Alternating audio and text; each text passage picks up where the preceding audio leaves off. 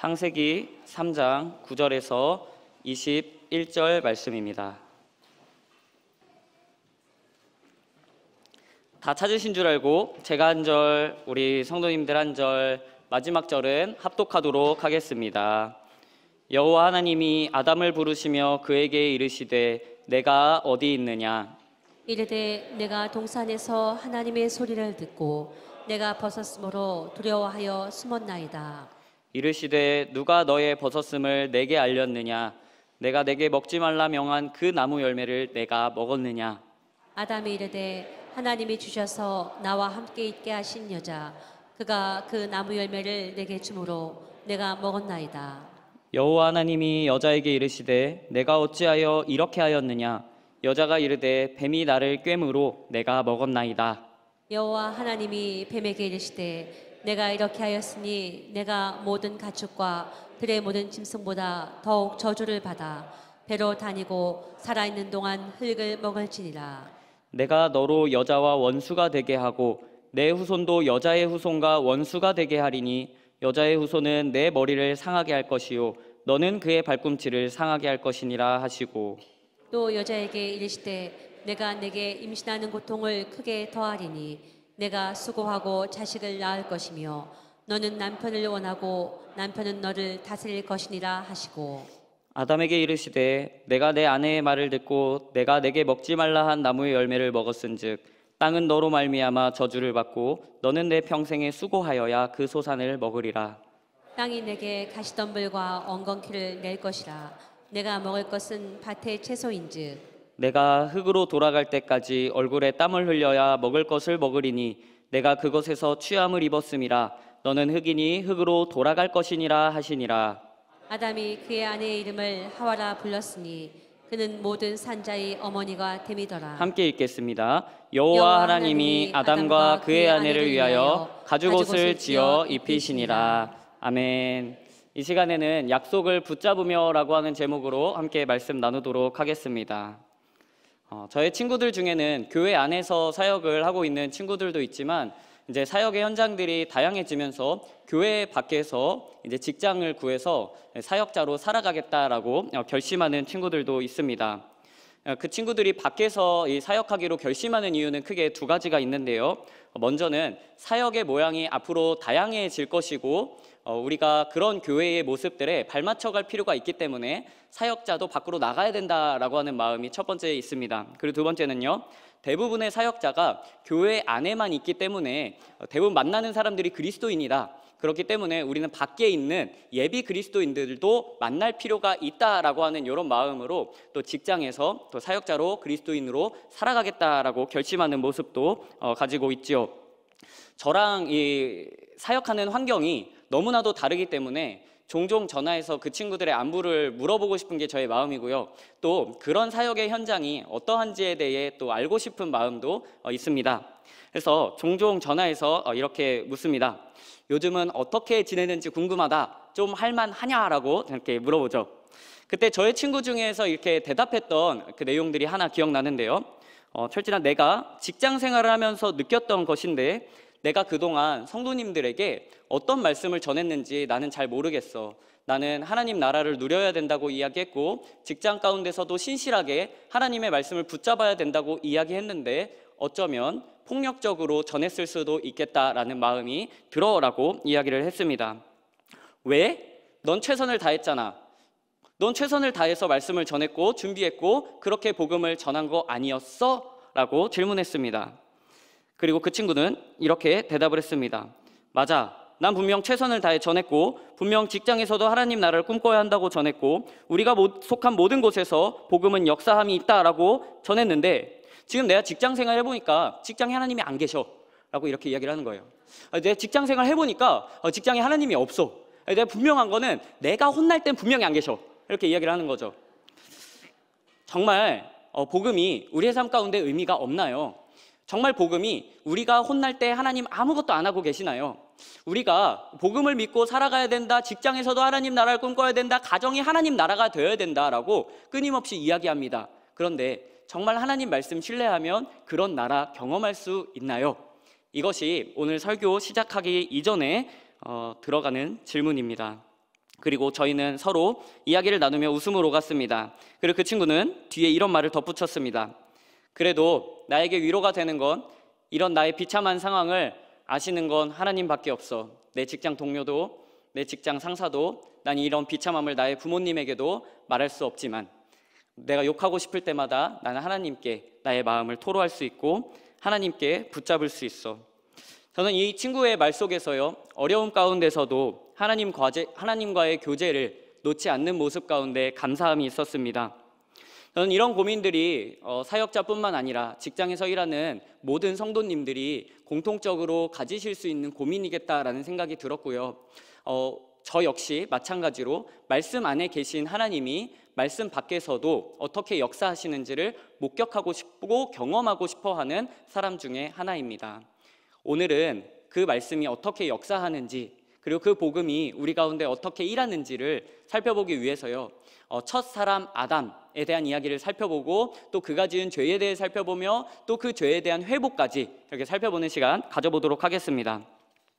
하나님이 처음 지었던 아담은요, 무기력한 존재가 아닙니다. 쉽게 선악과를 따먹었다, 그리고 넘어졌다라고 생각하는 경우가 많은데요, 하나님은 아담에게 사명을 맡겨주셨고 아담은 그 사명을 완수할 만한 아주 선한 능력을 가진 하나님의 완벽한 작품, 하나님의 형상입니다. 하나님께서 맡겨주신 사명은 우리가 아는 것처럼 다음과 같은데요, 생육하고 번성하라, 땅에 충만하라, 그리고 땅을 정복하라, 다스리라 라고 하는 사명입니다. 생육하고 번성하고 충만한 건요, 노력하면 할 수 있을 것 같습니다. 잘 먹고 잘 낳으면 되니까요. 여기까지는 이해가 되는데 정복하고 다스리라, 이런 이야기들이 조금 낯섭니다. 왜냐하면 정복하고 다스리는 건 왕이 하는 역할이기 때문입니다. 한 나라의 왕이 백성을 위해서 다스리는 것, 한 나라의 왕이 이 나라를 정복하는 것, 다 왕이 하는 일들이기 때문이죠. 우리는 여기에서 하나님께서 아담에게 맡겨주신 사명에 대해 살펴볼 필요가 있습니다. 하나님께서 아담에게 생육하고 번성하고 충만하고 땅을 정복하고 다스려라 라고 이야기하시는데요, 지금 하나님이 무엇을 이야기하고 계시냐면, 아담 너는 나처럼 이 땅을 섬길 수 있는 왕의 대리통치자다라고 이야기하고 계신 겁니다. 하나님은 오늘 우리를 지을 때요, 세상에서 노예처럼 살아가는 거, 세상에서 핍박받으며 살아가는 거, 세상에서 고되게 살아가는 거, 주님 이름 붙잡다가 고통받는 거, 이게 그리스도인 역할이기도 하죠. 그러나 그러한 목적으로 짓지 않았습니다. 처음 하나님이 지었던 목적은 하나님께서 원하신 세상을 아름답게 가꾸어가고 정복하고 다스리는 왕의 대리 통치자로 우리를 세우셨다는 걸 우리는 기억할 필요가 있습니다. 하나님은 아담을 에덴에 두셨고요, 에덴은 하나님이 함께 하시는 곳이다 라고 해서 어떤 학자는 에덴이 최초의 성전이다 라고 이야기도 합니다. 하나님이 함께 하시는 곳이 성전이기 때문에 처음 함께 하나님이 처음으로 인간과 함께 하셨던 그 자리 에덴이 처음 성전이다 라고 이야기를 하고 있지요. 그렇기 때문에 이 에덴 역시 아주 거룩한 곳입니다. 이 에덴은 아주 깨끗한 곳이고요, 우리 주님이 함께하는 곳이기 때문에 결코 더럽혀지면 안 되는 곳, 그것이 바로 에덴이 가진 특징입니다. 그런데 하나님께서 아담을 에덴에 두실 때 또 한 가지의 사명을 주셨는데, 그게 바로 경작하고 지키라 라고 하는 사명입니다. 여기까지 좀 따라오실 수 있겠죠? 5가지의 문화 명령이 있었고요, 그리고 경작하라, 지키라 라고 하는 이 에덴을 지키는 2가지의 사명이 있습니다. 경작하는 건 어떻게 하는 건가요? 열심히 에덴에서 일하면 됩니다. 열심히 심고, 그리고 땅이 지금처럼 반역하지 않았습니다. 우리가 수고하면 막 엉겅퀴 내고 이러는데요, 그때는 그러지 않았습니다. 수고하는 대로 심는 족족 아름다운 열매를 맺고 살아가는 땅, 그것이 에덴입니다. 그리고 지키는 사명이 있습니다. 하나님께서 함께 하시는 곳이기 때문에 이 땅이 조금이라도 더럽혀질 위협에 있다면 적극적으로 지키는 사명, 하나님 나라가 위협 가운데 놓이지 않도록 적극적으로 지켜내고 또 감당하는 그러한 사명을 가진 사람이 오늘 아담 첫사람이었다라고 이야기를 하고 있는 거죠. 그런데 오늘 우리가 읽은 이 3장의 첫 시작은요, 이 거룩한 땅에 있으면 안 되는 존재가 찾아옵니다. 3장 1절에 보면 뱀이 찾아오지요. 심지어 뱀이 찾아올 뿐만 아니라 이후에는 뱀이 여자랑 대화하는 모습까지 살펴볼 수 있습니다. 오늘 우리는 질문해 볼 필요가 있습니다. 아니, 에덴에 원래 있지도 않았던 존재이고, 그리고 에덴에 있으면 안 되는 존재인데 어떻게 이 존재랑 지금 아담과 하와는 대화까지 하고 있는가? 심지어 여자는 이게 뱀과 막 얘기하면서 막 하나님이 어떻게 말했어? 그렇게 말했어. 이러면서 대화를 하고 있습니다. 과연 이런 모습이 정상적이라고 이야기할 수 있는가라고 하는 고민을 가질 필요가 있습니다. 왜 뱀을 내쫓지 않고 뱀과 대화하고 있는가? 이 내용이 3장 1절에 자세하게 나와 있는데요. 3장 1절 말씀 같이 한번 읽어보겠습니다. 시작.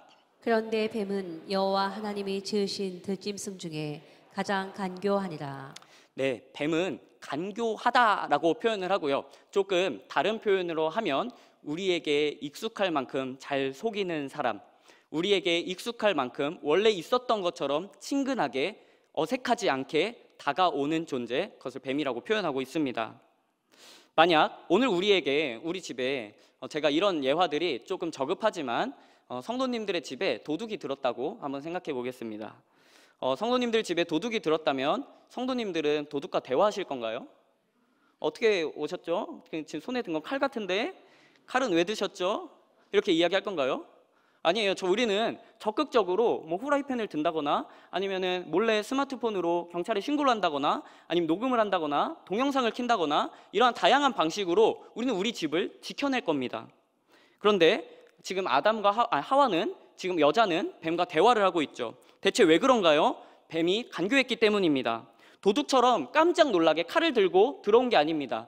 마치 우리 삶에 원래 익숙했던 것처럼 우리 삶에 아주 익숙한 사람처럼 우리에게 익숙한 존재처럼 다가오는 존재, 그것이 마귀라고 이야기를 하고 있지요.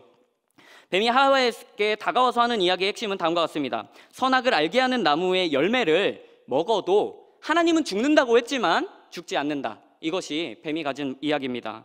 분명 하나님께서는 먹는 날에는 죽는다라고 이야기하셨습니다. 그러나 뱀은 하나님의 말씀을 왜곡하고 신뢰하지 못하게 만들고 있지요. 그리고 아담과 하와는 그 하나님의 말씀을 거부합니다. 그런데 정말 뱀이 말한 것처럼 하나님처럼 되었나요? 정말 뱀이 말한 것처럼 그 인생이 행복해졌나요? 하나님처럼 되어서 이전보다 더 행복하게 정복하고 다스리는 사명으로 살아가게 되었는가요? 아닙니다. 오히려 더 죄인됨을 느꼈고요. 선악과를 먹고 인생의 최악을 경험하기 시작하고요. 이전에 경험하지 못했던 수치를 겪기 시작합니다. 저는요, 오늘 우리 삶에도 이러한 영적인 싸움이 여전히 존재한다라고 생각하고 있습니다.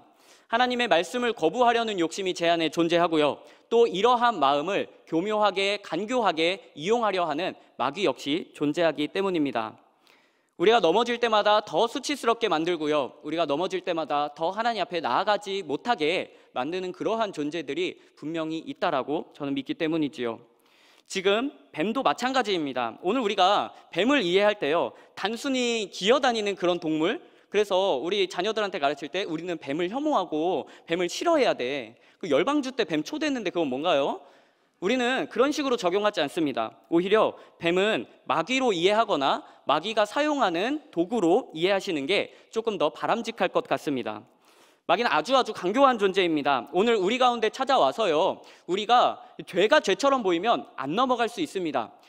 그리고 누군가가 나의 모습을 다 살펴보고 나는 하나님 앞에 거룩하게 살 거야 라고 다짐했을 때 정말 더러운 것처럼 우리가 더러운 것을 피하듯이 정말 혐오스럽듯이 그렇게 찾아오면 우리는 죄 안 지을 거예요. 그런데 마귀는 그렇게 찾아오지 않습니다. 마치 애초부터 에덴에 있었던 것처럼 우리 삶에 있었던 것처럼 아주 교묘하게 스며들고 그 정도는 괜찮아 라고 이야기를 하지요. 흔히 우리가 이렇게 불륜, 야한 동영상 이런 건 적극적으로 당연히 안 되는 거야 라고 이야기할 수 있습니다.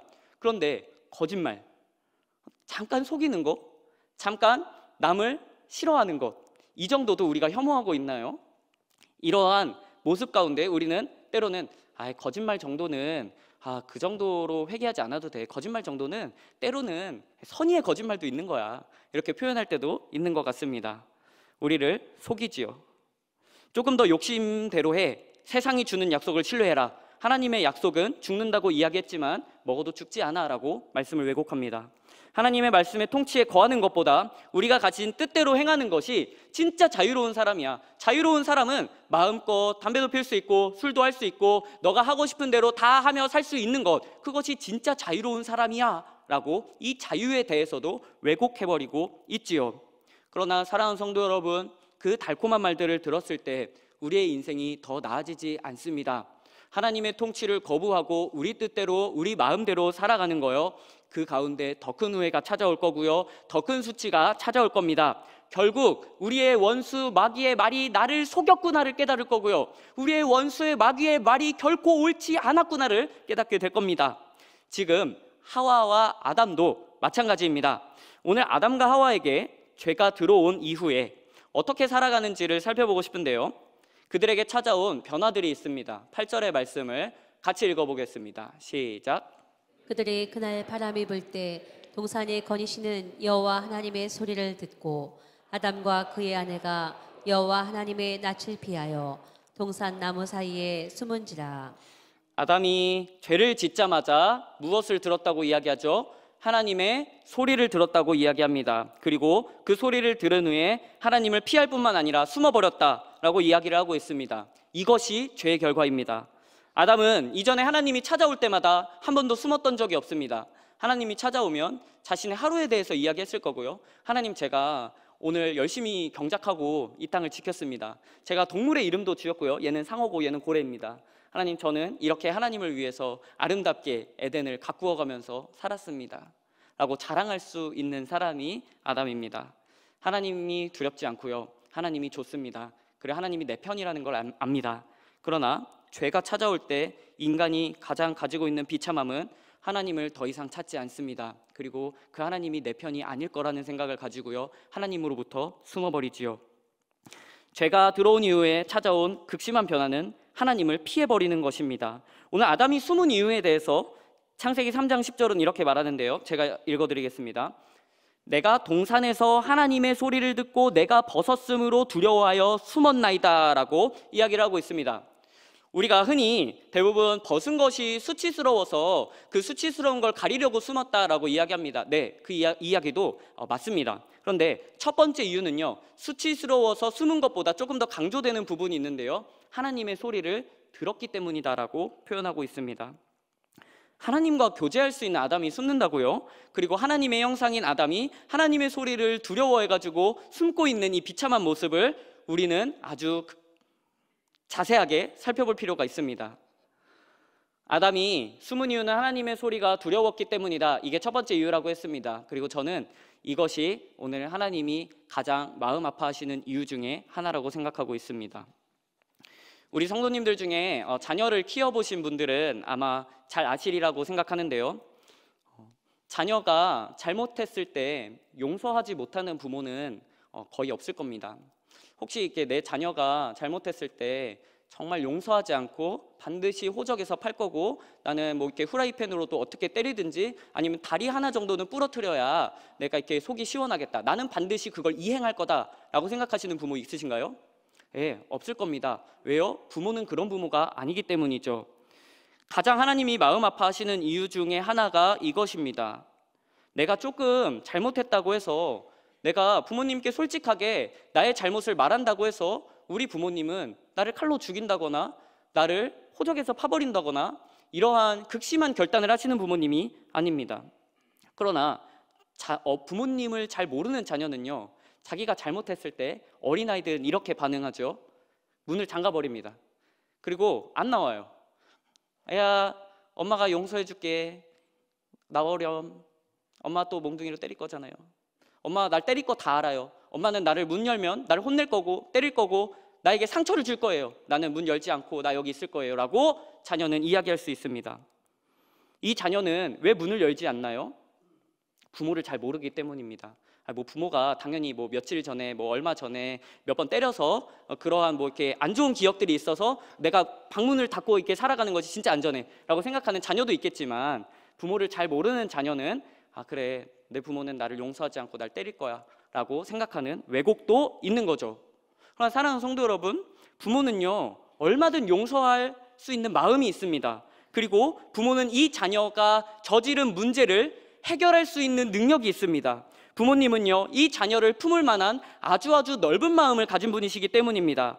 그러나 자녀는 더 이상 부모를 신뢰하지 않습니다. 그리고 숨어버리죠. 오늘 하나님이 죄를 미워하시는 이유, 죄를 혐오하시는 이유가 여기에 있습니다. 우리의 죄가 하나님으로부터 숨게 만들기 때문입니다. 우리의 죄가 하나님께 더 나아가지 못하게 만들기 때문입니다. 신뢰하지 못하게 만들기 때문이죠. 사랑하는 성도 여러분, 때로는 우리가 신앙인으로 살아갈 때 죄 가운데 넘어질 수 있습니다.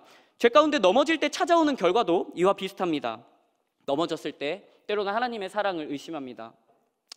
내가 어제까지 기도했지만 내가 생각한 죄보다 더 높은 수준의 죄에 넘어졌을 때 나는 더 이상 하나님 앞에 나아갈 수 있는 그런 모습이 아니야. 나는 더 이상 하나님 앞에 나아갈 수 있는 염치가 없어. 내가 이런 모습으로 나아가면 하나님은 용서하지 않을 수 있어. 이런 모습으로는 회복이 안 되지 않을까? 나는 오랜 동안 영적인 침체를 겪게 될 거야. 대부분의 성도님들 중에, 그리고 저의 지인들 중에 죄에 넘어진 수많은 친구들이 이 영적인 침체에서 벗어나지 못합니다. 하나님 앞에 결단했던 시간들이 무너졌을 때 하나님이 용서해 주시는 분이라는 걸 알지만 자신의 비참함 때문에 또 나아가지 못합니다. 자신의 비참함을 또 감춥니다. 자신의 비참함을 나는 원래 이 정도의 사람이야 라고까지만 생각하지요. 그러나 사랑하는 성도 여러분, 오늘 우리의 비참한 인생 가운데 하나님이 어떻게 하시는지 9절 말씀을 같이 한번 읽어보겠습니다. 같이 읽겠습니다. 시작. 여호와 하나님이 아담을 부르시며 그에게 이르시되 내가 어디 있느냐. 사랑하는 성도 여러분, 이 말씀을 기억하시기를 소망합니다. 아담의 죄 많은 인생 가운데 하나님은 그를 또 찾으십니다. 아담아, 너는 어디 있냐? 하나님 모를까요? 에덴의 주인인데 다 아셔요. 어디 있는지. 아는데 찾아오는 거예요. 아는데 찾아와서 얘기 좀 하자는 거죠. 아는데 찾아와가지고 나 다 용서해 줄 수 있고 그거 해결해 줄 수 있는 하나님이니까 좀 나와서 얘기 좀 해보자라고 우리 하나님 아담을 급하게 찾고 있습니다. 그러나 아담은 그 소리 듣고 두려워가지고 하나님, 저는 당신이 두려워서 숨었습니다라고 이야기하는 하나님과의 관계가 완전히 깨어져 버린 모습을 보여주고 있지요. 사랑하는 성도 여러분, 우리는 우리의 실패 가운데서 하나님이 또다시 우리의 이름을 부르시며 찾아오신 하나님이라는 걸 기억해야 됩니다. 사랑하는 성도 여러분, 그러니 우리 하나님이 우리를 또 찾으실 때 숨지 마십시오. 그분은 우리를 살리기 위해 찾아오시고 그분은 우리의 문제를 해결하기 위해 찾아오시며 우리를 품으시고 우리의 인생의 문제를 해결할 만한 능력이 있는 아주 놀라운 하나님, 그것이 우리가 믿는 하나님이십니다. 하나님은 아담을 찾으십니다. 아담은 지금 우리 주님이 어떠한 마음으로 나를 찾고 있는지를 깨달을 필요가 있습니다. 만약 아담이 하나님이 나를 진짜 너무 사랑하셔서 나의 인생의 이 연약함의 문제를 해결하시기 위해 또 찾아오신다 라고 하는 걸 신뢰하고 있다면요, 하나님이 나를 사랑하시는 하나님이라는 이 이야기를 굳게 믿고 있는 아담이라면요, 아담은 하나님, 제가 잘못했습니다. 제가 하나님 약속을 어겨서 지금 너무 부끄러워서 숨었습니다. 그런데 제가 너무 수치스러운데요, 이거 진짜 어떻게 해야 될지 모르겠네요. 제가 잘못한 거 맞는데 저는 방법을 모르겠습니다. 하나님 좀 알려주실 수 있나요? 라고 물어볼 수 있겠죠. 그러나 아담은 제가 부끄러워서 숨었습니다 라고 이야기합니다. 그런데 그 이후의 말을 살펴보면 아담은 자신의 죄를 인정하지 않습니다. 하나님께서 아담에게 내가 먹지 말라 했던 그 나무 열매 진짜 먹었어? 라고 물어보는데 그 물음에 대해 아담이 뭐라고 대답하는지 12절 말씀도 같이 한번 읽어보겠습니다. 시작. 아담이 이르되 하나님이 주셔서 나와 함께 있게 하신 그 여자, 그가 그 나무 열매를 내게 주므로 내가 먹었나이다. 솔직하지 못하죠. 하나님 앞에 솔직한 마음으로 나아가지 못합니다. 하나님, 때로는 그리스도인으로서 하나님, 제가 책임지겠습니다. 하나님, 제가 잘못 저질렀고 그 죄의 값을 제가 받아야 하니 하나님 책임져 주십시오. 하나님, 제가 책임지겠습니다. 하나님, 용서해 주세요. 하나님, 어떻게 하면 좋을까요?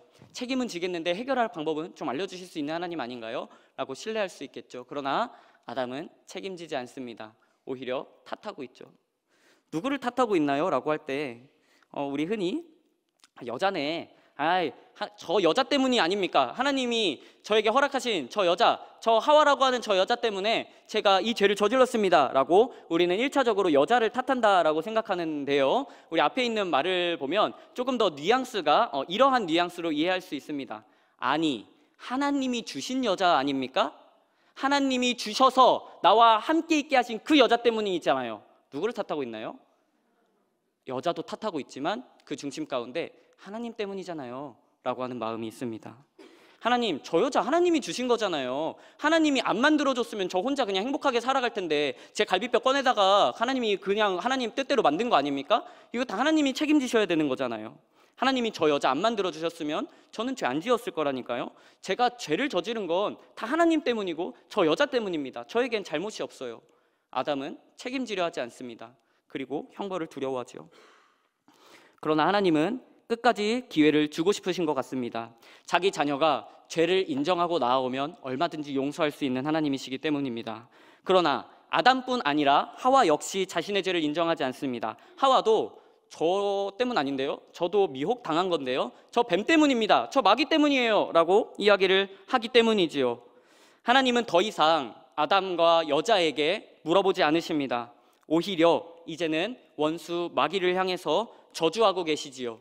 그 말씀이 창세기 3장 14절과 15절에 자세하게 나타나 있는데요, 함께 읽어보도록 하겠습니다. 좀 길죠? 시작. 여호와 하나님이 뱀에게 이르시되 내가 이렇게 하였으니 내가 모든 가축과 들의 모든 짐승보다 더욱 저주를 받아 배로 다니고 살아있는 동안 흙을 먹을지니라. 내가 너로 여자와 원수가 되게 하고 내 후손도 여자의 후손과 원수가 되게 하리니 여자의 후손은 내 머리를 상하게 할 것이요 너는 그의 발꿈치를 상하게 할 것이니라 하시고. 아멘. 이 말씀을 주목해 볼 필요가 있는데요, 아담과 하와가 숨어버린 그때부터 하나님은 아담과 하와에게, 여자에게 무엇을 하셨냐면 질문하셨습니다. 어디에 있느냐? 너가 먹었니? 먹었다면 왜 먹었니? 누가 너의 버졌음을 알렸니? 하나님은 끊임없이 그들에게 물어보셨죠. 기회를 주셨습니다. 그러나 그 물음의 끝은 하와였습니다. 뱀이 저를 속였다니까요. 이 이야기가 끝이에요. 그 물음의 끝은 뱀이 저를 속였습니다라는 대답이었습니다. 그러면 이 다음에 나와야 할 말씀은 이런 말씀 아닐까요? 하나님이 뱀에게 이르시되 너는 왜 그랬느냐? 라고 하는 이런 물음이 있어야 되는 거죠. 그런데 이상하게도 아담과 하와에게는 물어보셨던 하나님이 뱀에게는 물어보지 않으십니다. 아담과 하와에게는 계속해서 물어보시고 추궁하셨던 하나님이 뱀에게는 곧장 저주를 내리십니다. 대체 왜 하나님이 아담과 하와에게는 물어보시면서 뱀에게는 물어보지 않는 걸까요? 이미 애초부터 아시기 때문입니다. 하나님이 이 에덴에서 다 살펴보셨기 때문입니다. 뱀이 그랬다는 거 알고 있고요, 아담과 하와가 잘못했다는 것도 알고 있습니다. 원수가 내 자녀를 유혹했다는 거 알고 있고요, 내 자녀들이 이 유혹에 빠져서 넘어갔다는 것도 너무너무 잘 알고 있습니다. 하나님은 다 아시는 하나님이죠. 창세기 3장 15절은 가장 처음 있었던 복음이다, 그래서 성경에 가장 처음 나타난 복음이다 라고 해서 원시복음이라고 불리는 구절입니다. 하나님은 지금 자기 자녀를 괴롭게 한 원수 마귀를 향해서 분노를 쏟고 계십니다. 심지어 이렇게 이야기하죠. 너가 지금 내 자녀를 괴롭게 했는데 너는 모든 짐승들 중에 가장 저주를 받을 거고, 네가 괴롭게 했던 그 여자의 후손 중에 너의 머리를 깨 부술 자손이 나타날 거야 라고 이야기를 하고 있습니다. 머리가 깨지면 어떻게 되는 거죠? 머리가 상하면 어떻게 되나요? 죽는다는 거죠. 하나님이요, 아주 분노하시면서 아주 극심한 분노를 이 뱀에게 쏟아내고 있는 걸 주목해야 됩니다. 너는 죽게 될 거야. 너는 내가 반드시 죽일 거야. 너는 이 약속의 자녀로 말미암아서 너는 패배하게 될 거야 라고 우리 하나님이 심판의 이야기를, 아주 극심한 분노를 가지면서 이야기를 하고 계십니다. 도대체 하나님은 왜 아담과 하와가 아닌 원수 마귀에게 이런 분노를 가지고 계신 걸까요? 먹은 건 아담과 하와인데요. 제가 운전한 지 조금 많은 시간이 지났습니다. 그래서 지금은 그래도 어느 정도 좀 하는데요, 처음 운전을 시작했을 때는 이리 받고 저리 받고 제 차는 범퍼카처럼 그렇게 몇 번 긁었던 기억이 있습니다. 그 중에서도 기억나는 사고가 하나 있는데요, 누가 봐도 제가 잘못한 사고예요. 누가 봐도 한 9대1 나오겠는데? 이렇게 생각할 수 있는 그런 사고였던 것 같습니다. 이걸 어떻게 할까 고민했습니다.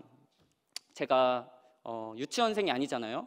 그래서 아빠한테 아빠 차를 긁었습니다. 솔직하게 말했으니 용서해 주십시오. 아, 우리 아들 솔직함을 아직도 가지고 있구나. 아, 우리 아들 대단하다. 너에게 솔직하게 나왔으니 아버지를 신뢰하는 그 마음 때문에 내가 용서해 줄게. 이런 관계가 아니겠죠. 제가 나이 30 먹었는데. 솔직하게 말해도 혼날 거예요. 예, 솔직하게 말해도 욕먹을 거 압니다. 그런데 일단 보험 처리는 해야 되니까 아버지에게 통화해서 어떻게 해요? 그냥 현찰로 할까요? 뭐 보험 처리할까요? 또 박았습니다 라고 이야기를 했습니다. 예, 저는요 아버지가 이렇게 일단 그 상대방 차주 좀 바꿔봐 라고 하는 이야기를 이렇게 들었고요. 그리고 저는 이 아버지가 잠깐 바꿔달랍니다 라고 상대방 차주를 바꿔줬습니다. 그리고 저는 수학이 넘어서 들리는 아버지의 분노의 목소리를 듣기 시작했지요. 분명 제가 잘못했고요, 저의 실수였습니다. 제가 9대1이라니까요. 그런데 저희 아버지는 상대방 차주에게 화를 내고 계십니다. 왜요? 9대1 될 거 6대4 만들라고? 저희 아버지를 이렇게 해석하시면 안 됩니다. 그러면 이 말씀 이야기가 굉장히 어려워요. 제가요 이 수학이 넘어서 들리는 이 분노의 목소리를 들으며 저의 마음 가운데 뭐가 있었냐면요, 우리 아빠는 내 실수보다 내가 다친 게 더 중요하구나. 나를 상하게 했던 저 원수 차주를 더 싫어하는구나. 제가 이런 걸 깨닫기 시작했습니다. 예, 저는 저희 아버지를 이렇게 해석하고 있습니다. 지금 하나님에게 있어서 자신의 자녀의 인생에 가장 중요한 건 뭐냐면요, 내 자녀가 잘못한 거 당연히 중요해요. 누가 봐도 내 자녀가 잘못한 거 맞습니다. 그런데 이 자녀를 바라보면서 가장 중요한 게 뭐냐면요, 이 자녀가 생명을 가지고 있는가, 이 자녀가 오늘 나와 교제함으로 생명이 끊긴 거 아닌가, 이 죄로 들어와가지고 혹시나 그 원수 마귀가 이 생명을 다 해친 거 아닐까, 내 자녀 아직도 살아있는가 라고 하는 이런 마음들이 우리 하나님에게 있어서 가장 중요합니다. 사랑하는 성도 여러분, 그러니까요 우린 또다시 일어날 수 있는 거예요. 사랑하는 성도님들이 넘어졌을 때요 우리 하나님이 또다시 찾아올 겁니다. 그런데 그때에 하나님의 이름을 또 부르짖고 나아갈 수 있는 이유가 뭐냐면요, 오늘 나의 넘어짐을 보고 너는 구원에서 탈락되었다 라고 이야기하시는 분이 아니라는 거예요. 우리 하나님은요 내가 넘어졌는데 내가 넘어져서 까진 상처가 얼마나 깊은지를 살펴보십니다. 그리고 넘어지게 만든 그 돌베기를 향해서 화를 내시고요, 넘어지게 만든 그 콘크리트 바닥을 향해서 화를 내시는 분, 그것이 우리 아버지 하나님이십니다. 사랑하는 성도 여러분, 그러니 그 아버지를 신뢰하며 넘어진 자리에서 또 일어나십시오. 넘어진 자리에서 또 일어나셔서 그 아버지 앞에 있는 모습 그대로 솔직하게 나아가시는 귀한 성도님들 되시기를 소망합니다. 오늘 이 하나님의 분노가 담긴 이야기를 누가 듣고 있냐면요, 직접적으로 첫 번째는 뱀이 듣고 있습니다. 뱀의 머리를 깨부수겠다고 했으니까요. 그런데 이 이야기를 또 듣는 사람들이 있는데 바로 아담과 여자입니다. 이 이야기를 옆에서 듣고 있습니다. 이 이야기를 들으면서 아담의 마음 가운데 무엇이 찾아올까요? 내가 잘못했는데 뱀의 머리를 깨부순다고? 저와 같은 마음이 찾아오지 않았겠습니까? 하나님이 나를 살리시는 것에 관심이 있구나. 여전히 하나님이 나를 사랑하시는구나. 내가 선악과를 먹었고 내 아내도 선악과를 먹었으며 나도 속고 내 아내도 속았지만 우리 하나님 이런 우리 가운데 또 놀라운 생명의 약속을 하고 계시는구나. 내 아내의 몸에서 날 자손을 통해서 우리의 원수의 머리를 깨부수겠다고 이야기하시는구나. 하나님, 우리는 하나님의 말씀을 어긴 사람들입니다. 그러나 하나님은 또다시 이런 우리 가운데 약속을 허락하시는군요. 내 아내의 몸에서 날 자손이 저 악한 세력을 이기게 하실 거라는 약속을 또다시 주시는군요 라고 아담은 하나님을 신뢰했을 겁니다. 그리고 하나님이 얼마나 자신을 사랑하는지 깨달아가기 시작했겠지요. 하나님이 우리의 원수를 향한 놀라운 심판에 대해 또 우리의 구원에 대해 이야기하신 이후에요, 그 이후에는 이 심판을 아담과 하와에게도 적용합니다. 여자는 임신하는 고통을 받기도 하고요, 아담 때문에 땅도 저주받고 열심히 일하고 땀 흘려야만 하루하루 먹고 살 수 있는 그런 저주도 받게 되지요. 조금 전에 아담이었다면요, 너가 죄를 저질렀으니까 땅은 너 때문에 벌을 받을 거고 너의 아내도 죄를 받을 거야 라고 이야기했을 때 아담은 이렇게 항의했을 겁니다. 아니 하나님, 제 잘못이 아니라니까요. 하나님이 주신 저 여자 때문이라니까요. 그러니까 벌을 받을 거면 저 여자만 주시든지 저는 형벌에서 좀 면제해 주세요. 저는 속아서 넘어진 잘못밖에 없습니다 라고 항의할 수 있습니다. 그런데 이후의 내용을 살펴봐도 아담의 변명이 기록되어 있지 않습니다. 그저 그 심판의 이야기를, 자신을 향한 그 회초리의 이야기를 묵묵히 듣고 있는 아담과 여자의 모습을 살펴볼 수 있지요. 어떻게 하나님의 형벌에 대한 이야기를 이렇게 묵묵히 듣는 걸까요? 또다시 하나님을 알아갔기 때문입니다. 하나님이 나에게 어디 있냐라고 물었을 때 하나님께 발견되면 곧장 죽이실 줄 알았습니다. 죽는다고 이야기했으니까. 아담에게 곧장 먼저 화내실 줄 알았습니다. 또 곧장 심판하실 줄 알았습니다. 그러나 하나님은 아담이 아닌 저 원수 마귀에게 화를 내고 계셨지요.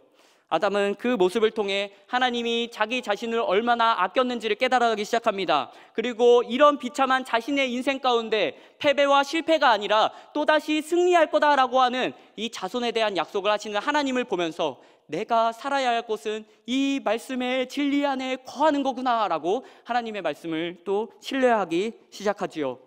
하나님의 말씀 안에 사는 것이 가장 복된 인생이었구나 라고 하는 걸 깨달아가기 시작합니다. 그리고 아담은 그 말씀을 붙잡습니다. 주님께서 처음 주신 그 복음을 붙잡기로 또 다짐합니다.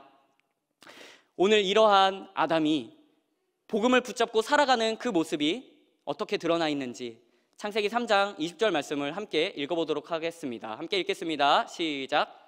아담이 그의 아내의 이름을 하와라 불렀으니 그는 모든 산자의 어머니가 됨이더라. 아멘. 여태까지 제가 여자, 하와 이렇게 섞어서 이야기했지만 쭉 읽어보시면 이 여자의 이름이 등장하지 않습니다. 항상 아담과 여자라고 기록되어 있습니다. 이 여자는 이름이 없습니다. 아담이 아직 안 지었거든요. 그러나 아담은 이 약속을 듣고 이 약속을 붙잡고 자신의 아내의 이름을 하와라고 짓고 있습니다. 우리 성도님들이 가지신 성경을 보면 이 하와에 대한 해석이 각주로 달려있는 성경책들이 있는데요. 하와의 뜻이 뭐라고 달려있나요? 네, 생명입니다. 네, 지금까지 만약 아담이 하나님의 약속을 믿지 않았다면요, 적어도 아내의 이름을 이런 식으로 지으면 안 되죠. 원망, 저주, 너 때문이야, 김원망 이런 식으로 지을 수 있습니다. 근데 자기 아내의 이름을요, 생명이라고 짓습니다. 복음의 회복은 이러한 것입니다. 하나님의 약속을 신뢰할 때요, 하나님과의 관계가 회복됩니다. 우리 주님이 주신 약속을 신뢰할 때 하나님이 나를 얼마나 아끼셨는지, 나의 비참함 가운데서 또 사랑하시는 분이 누구인지 회복되기 시작하죠. 그리고 그 말씀을 사랑해 보니까요, 내 아내가 사랑스럽습니다. 왜요? 내 아내 몸에서 날 자녀가 뱀의 머리를 깨부술 거거든요. 이 여자 없으면 안 되거든요. 이 여자의 이름을요, 그래서 또 생명이라고 짓는 거예요. 내가 당신 탓했는데 당신 탓이 아니라 당신의 몸에선 생명이 날 거래. 우리 주님이 그 약속을 하고 계셔. 더 이상 당신 탓이라고 하지 않을게. 당신은 나의 생명이고 이 놀라운 생명을 허락할 산자의 어머니다 라고 아담은 이야기하고 있습니다. 사랑하는 성도 여러분, 오늘 우리가 복음을 신뢰할 때 우리의 가정도, 우리의 사회도, 우리가 속한 모든 공동체도 이렇게 회복될 것입니다. 우리의 자기중심성으로부터 누군가를 사랑하는 자리로, 우리의 자기중심성으로부터 나의 잘못을 인정하고, 하나님, 나는 이러한 연약함이 있는데 이 연약함은 하나님만이 해결하실 수 있습니다. 하나님의 약속을 신뢰합니다. 지금 비록 아담은 그가 누군지 모릅니다. 그 생명의 자손이 아담은 누군지 몰라요. 아담은 하나님의 말씀을 여겨서 패배의 자리에, 죽음의 자리에, 사망의 자리에 놓여져야 마땅한 인생이었습니다. 그러나 하나님은 그 사망을 승리로 옮겨주시죠. 그래서 아담은 이렇게 말하고 있습니다. 하나님, 이 모든 잘못은 하나님 때문도 아닙니다. 이 모든 잘못은 저 여자 때문도 아닙니다. 저는 저의 사명을 따라 이름을 짓습니다. 내 아내 이름은 하와입니다. 하와가 느끼는 건 또 뭔가요? 하나님의 말씀을 신뢰하고 경험한 나의 남편이 또 나를 사랑하는구나. 이걸 하와가 또 느끼는 겁니다. 하나님의 말씀은 우리를 살리는구나. 하나님의 말씀이 내 남편을 살릴 뿐 아니라 오늘 내 남편이 나를 향해서 바라보는 저 눈빛도, 나를 향한 말투도, 나를 향한 마음도 회복시키는구나. 우리 하나님의 말씀만이 내가 신뢰할 수 있는 유일한 소망이구나를 깨닫기 시작하지요. 아담은 기대하고 있습니다. 하와의 몸에서 날 유일한 자손, 하와의 몸에서 날 자손이 뱀의 머리를 깨부순다고 했는데 그 자손이 언제 올지 고대하며 기다리고 있습니다. 그러나 아담은 그 자손이 누구인지 모릅니다. 처음 자녀를 낳았는데 가인입니다. 예, 가인 동생 죽였어요. 예, 뭐 뱀 머리 깨부수라니까 동생 머리 깨부숴서 죽였습니다. 예, 이상하죠? 이 스토리가 이상합니다. 아담이 기대했던 자손은 분명히 가인은 아니에요. 그런데 아담은 자신의 상황 속에서 경험하지 못했지만 오늘 우리는 너무나도 잘 알고 있습니다. 그 아담의 자손에서, 그 아담의 계보에서 우리의 모든 죄를 짊어지실 아담의 씨앗, 아담의 자손이 이미 이 땅 가운데 오셨기 때문입니다. 예, 너무나도 잘 알고 있죠. 예수님이십니다. 우리는요, 그분을 잘 알고 있어요. 우리 주님은 우리의 원수를 이기셨고요, 우리를 승리하게 하셨고요, 우리의 모든 죽음 가운데서 다시 사셔서 우리를 사망에서 생명으로 옮기셨습니다. 사랑하는 성도 여러분, 우리는 아담처럼 또 넘어집니다. 스스로 하나님이 되고 싶어 하고요, 또 하나님처럼 마음껏 판단하고 싶어 합니다. 그러나 사랑하는 성도 여러분, 오늘 아담이 또다시 일어날 수 있었던 건 자신이 더 이상 죄를 안 짓기 때문이 아닙니다. 자신에게 정결한 능력이 있어서가 아닙니다. 주님 주신 말씀 때문입니다. 주님 주신 약속의 말씀이 또다시 일어서는 자리로 나아가게 하는 것입니다. 사랑하는 성도 여러분, 우리에게 여전히 약속의 말씀이 있습니다. 우리 주님이 이미 승리하셨고요, 우리 가운데 다시 오셔서 성도의 눈물을 닦아주시며 그 승리로 초청하겠다고 우리 주님이 또 약속하고 계십니다. 사랑하는 성도 여러분, 오늘 우리가 아담처럼 그 자손이 언제 올지 우리는 알 수 없으나 이 약속을 믿는다고 해서 나의 현실 가운데 가인과 아벨 같은 자녀밖에 없지만, 그러나 이 자녀가 올 거라는 이 약속을 믿고 끝까지 주님 오실 날까지 힘써 싸워 일하시는 주님의 몸된 교회 되시기를 소망합니다. 아담은 지금 하나님의 약속을 신뢰하는 자리로 나와왔습니다. 그리고 그 약속을 신뢰하는 자녀에게 하나님은 무언가를 보여주시는데요, 그 약속의 자녀가 누리는 것이 무엇인지 마지막 구절입니다. 21절 말씀을 같이 읽어보겠습니다. 시작. 여호와 하나님이 아담과 그의 아내를 위하여 가죽옷을 지어 입히시니라. 아담과 하와는 죄를 짓고 난 후에 너무너무 숨고 싶었습니다. 왜냐하면 수치스러웠으니까요. 그래서 뭘 했냐면 무화과 나뭇잎을 엮어가지고 치마로 만들어서 숨었고, 또 하나님이 두려워서 나무 사이에 숨었습니다. 온전히 가리워지고자 노력했지요. 보통 우리가 이 무화과 나뭇잎으로 엮어가지고 어린이 PPT 보면은 굉장히 풍성하게 잘 만들었습니다.